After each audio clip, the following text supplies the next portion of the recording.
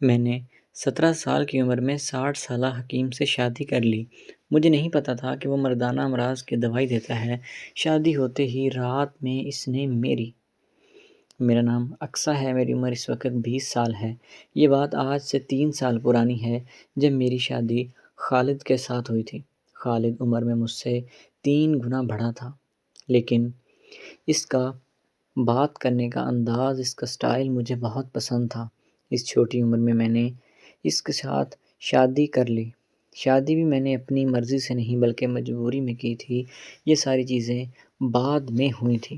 دراصل حکیم خالد میرے بابا کا پرانا دوست ہوا کرتا تھا۔ دونوں نے مل کر اکٹھے ہی اپنا بچپن اور پھر جوانی گزاری تھی۔ بابا کا ایکسیڈنٹ ہو گیا، وہ انتقال کر گئے اور حکیم اسی طرح ہمارے گھر آتا جاتا رہا۔ میری ماں بھی اکثر بیمار رہتی تھی۔ میرا کمانے والا بھی کوئی نہیں ہوتا تھا اور حکیم صاحب ہی ہمارے گھر کا سارا خرچ اٹھایا کرتے تھے۔ کچھ سال پہلے ان کی بیوی بھی انتقال کر گئی تھی، حالانکہ ان کے اپنے بھی بچے تھے، لیکن پھر بھی انہوں نے یہ ضرور سمجھا کہ شادی ایک مرد کی ضرورت ہے، اور اوپر سے جس طرح کا وہ کام کرتے تھے اور جس مرض کا وہ علاج کیا کرتے تھے اس میں کسی بھی صورت میں تنہا نہیں رہ جا سکتا تھا۔ اس لیے انہوں نے یہی فیصلہ کیا تھا کہ وہ دوسری شادی کریں گے، لیکن شادی کے لیے کوئی لڑکی ملنا ضروری تھی۔ لڑکی نہیں بلکہ عورت کہیں تو زیادہ مناسب ہوگا۔ انہوں نے کئی رشتے والوں کو بھی کہا تھا، لیکن جب وہ آتے اور اس کی عمر دیکھ کر واپس چلے جایا کرتے تھے، کیونکہ یہ 60 سال کے قریب پہنچ چکا تھا، تو اس لیے اس کی کہیں پر بھی بات نہیں بن پا رہی تھی۔ جہاں بھی جائے ہر طرف سے مایوسی ہی ہوئی تھی۔ اب اس نے دل سے بھی ہمت چھوڑ دی تھی اور خود کو قسمت کے حوالے کر دیا تھا۔ اب میری ماں بھی اکثر بیمار رہتی تھی اور اکثر ہمارے گھر آیا جایا کرتی تھی، اور مجھے وہ میرے نام سے بلایا کرتے تھے۔ مجھے وہ بیٹا نہیں کہتا تھا۔ بابا کی زندگی میں وہ اسی حساب سے بلاتا تھا، لیکن اب جب کہ وہ نہیں تھے تو اس نے شاید میرے اوپر بھی آنکھ رکھنا شروع کر دی تھی۔ مرتے وقت میری ماں نے اس سے یہی کہا تھا کہ تمہیں اس کا دھیان رکھنا ہوگا اور کہیں اچھی جگہ اس کی شادی بھی کر دینا۔ اب حکیم کے ذہن میں اور کوئی بھی خیال نہیں آیا۔ اس نے خود کو ہی سب سے اچھا آپشن مانا اور مجھے شادی کے لیے دعوت دی۔ میں نے جب یہ بات سنی تو مجھے سمجھ نہیں آ رہا تھا کہ میں کیا کروں، میں ان کو کیا کہوں۔ میرے باپ کی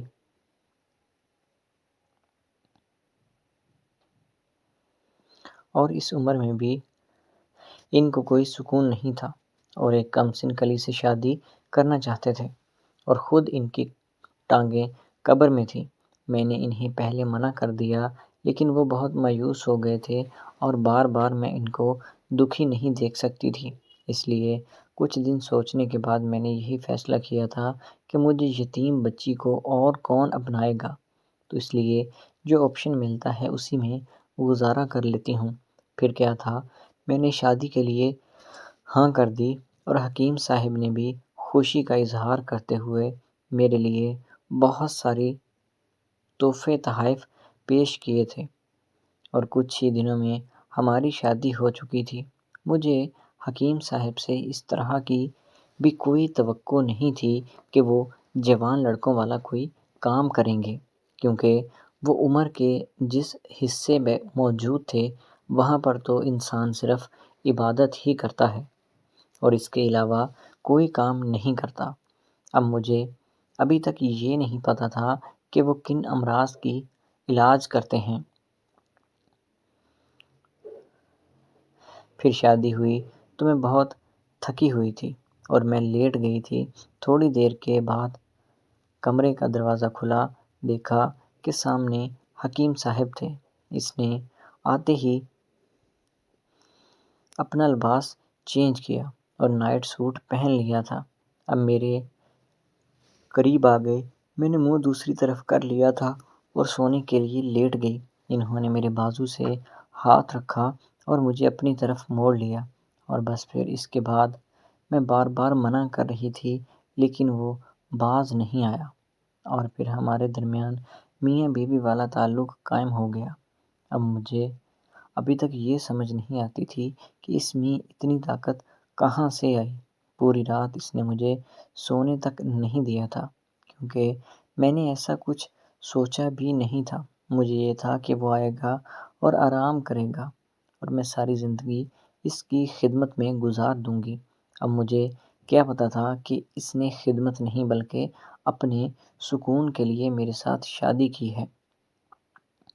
شروع میں تو مجھے بہت سارے مسائل بھی ہوئے تھے، کیونکہ میری عمر ابھی بہت چھوٹی تھی، لیکن وقت کے ساتھ ساتھ چیزیں ہموار ہوتی گئیں اور پھر میرے لیے مسائل بھی کم ہوتے چلے گئے۔ 1 سال کے بعد اللہ تعالیٰ نے مجھے اولاد کی نعمت سے نواز دیا تھا۔ میرے ہاں بیٹا پیدا ہوا تھا۔ بیٹا پیدا ہونے کے بعد 2 سال کا ہوتے ہی حکیم صاحب کا انتقال ہو چکا تھا۔